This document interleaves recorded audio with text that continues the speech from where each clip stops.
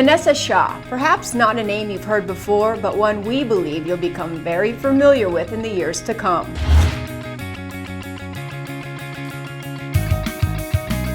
A Los Angeles native and born to a mother who is also an actress, Shaw first appeared in a film at 5 years old. Enduring a slow and steady climb to bigger and bigger films, Shaw has realized that being a movie star takes you to some pretty stunning places and introduces you to exotic cultures, but it's not purely pleasurable. I've never been to Morocco. It was the most beautiful place I've ever been to, very different than any place I've ever been, and I've been to Asia and many other places in the world, and that was the most unique and different.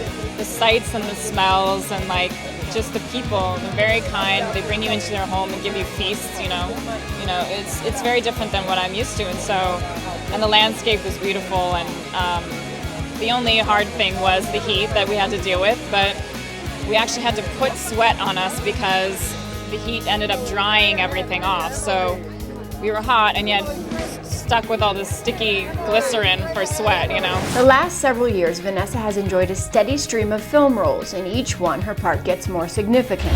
I have 2 films. One that I just finished is called Badland. It's about this soldier who comes back from Iraq, an American soldier, and he can't re-assimilate into his lifestyle whatsoever. And I play his mean wife who totally berates him. It's a very sad story. And then the next one I'm doing is the movie Garden Party. I play this comedic character. She's an ambitious real estate agent who controls everyone in her life, you know. Possibly the most exciting opportunity to date, Shaw plays a lead character in the soon-to-be-released Two Lovers, directed by James Gray.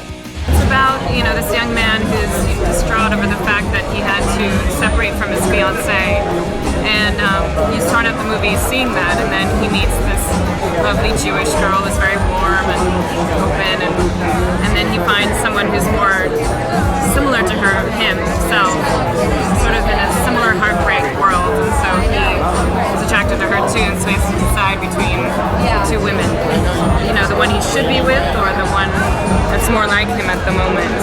It sounds like it's going to be very upsetting. It's very upsetting at parts, but it's very heartwarming as well too. In the film, she co-stars alongside Gwyneth Paltrow and Joaquin Phoenix, and had this to say at a Cannes press conference. James saw me in a film and cast me pretty much right away. He is definitely old Hollywood in that way.